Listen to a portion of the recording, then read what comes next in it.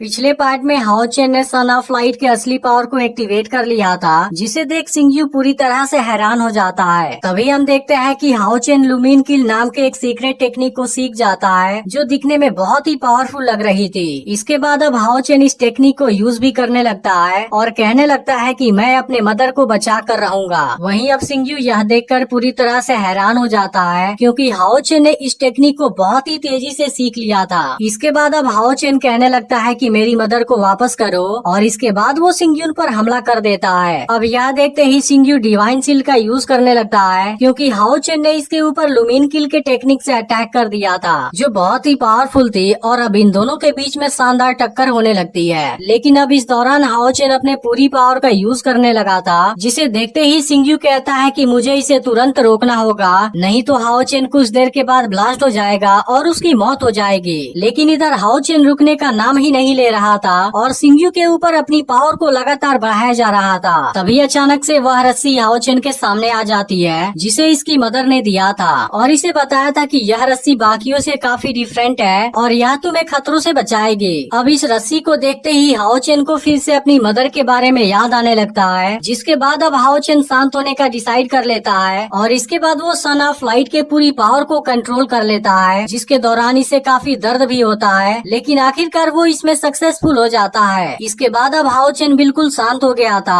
और फिर बेहोश होकर नीचे गिरने वाला होता है, लेकिन तभी सिंगयू इसे रोक लेता है। फिर कहने लगता है कि हाओ चेन ने केवल अपने मदर के प्यार की वजह से सन ऑफ लाइट के इतने स्ट्रॉन्ग पावर को कंट्रोल कर लिया। लेकिन अब सिंगयू हाओ चेन को इस कंडीशन में देख इमोशनल हो गया था और फिर हाओ चेन से कहता है कि आज से तुम असली सन ऑफ लाइट हो। इसके बाद हम हाओ चेन को इसके घर पर देखते हैं, जो अभी भी बेहोश पड़ा हुआ था और इसकी वजह से बायू भी परेशान थी, क्योंकि हाओ चेन आज मरते मरते बचा था। तभी कुछ देर के बाद हाओ चेन होश में आ जाता है और अपनी मदर को अपने सामने देख खुश होता है और फिर पूछता है कि क्या आप ठीक हैं? यह सुनकर बायू अपना सिर हिलाती है और तभी हाओ चेन पूछता है क्या मिस्टर सिंगयू ने आपको परेशान किया? अब इसके इस बात पर बायू हंसने लगती है और इसे बताती है कि मिस्टर सिंगयू ने मुझे परेशान नहीं किया था। इसके बाद पता चलता है कि असल में उस दौरान सिंगयू इसके जख्म को हील कर रहा था और उस दौरान बायू सिंगयू से कह रही थी कि उस समय क्या हुआ था, तुम मुझसे इस बारे में मत पूछो। तब इस पर सिंगयू पूछता है कि अभी भी तुम्हारे जख्म ठीक नहीं हुए हैं, क्या यह चीज भी डीमन से रिलेटेड है? लेकिन इस पर बायू ने कुछ नहीं कहा था और फिर वहाँ से बाहर आ गई थी। अब इस तरह से हाओ चेन को पूरी बात पता चलती है। इसके बाद बायू हाओ चेन से कहती है कि हमें पहले ही बता देना चाहिए था कि मिस्टर सिंगयू असल में कोई और नहीं बल्कि तुम्हारे फादर हैं। अब यह जानकर हाओ चेन भी हैरान हो जाता है और वो जैसे ही फादर कहकर बुलाता है, सिंगयू तुरंत दीवार तोड़कर यहाँ पर आ जाता है, क्योंकि उसे लगता है कि हाओ चेन को कुछ हुआ होगा।